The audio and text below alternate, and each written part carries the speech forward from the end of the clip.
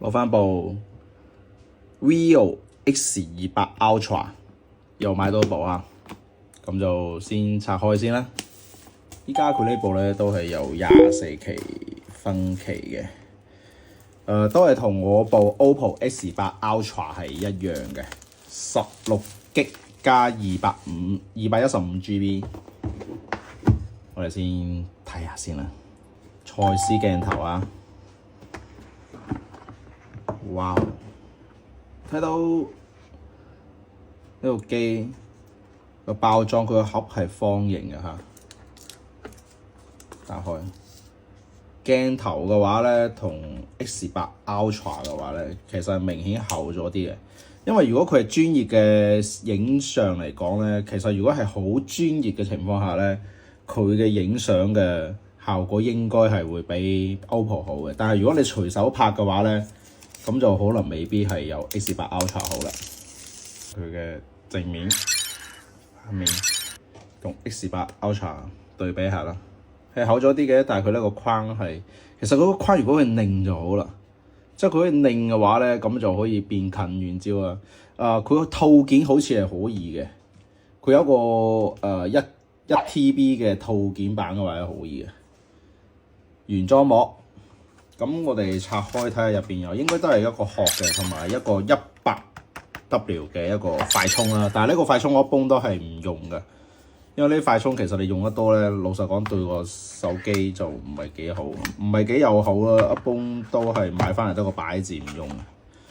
一個套啦，嗱呢個套咧，我老實講下，我覺得係冇 OPPO X8 Ultra 嗰個套係好啊，因為佢嗰個係透明㗎。都係軟膠嘅，但係呢個都係軟膠嘅，但係佢嘅話咧，佢就唔係透明。我覺得呢一點真係就唔係幾好。如果係透明嘅話，咁你成部機你可以睇到佢咩顏色啊？咁呢部 X28 嘅 Ultra 咧，我係揀咗個白色嘅，不過佢係冇手感喎，就其實都還好啦。按道理其他應該係有個拉絲嘅，係有個拉絲嘅，但係佢呢個係比較白，但係手感幾好嘅啫。開機睇下先，界面安詳。咁其實點解當時我冇諗揀 Vivo 咧？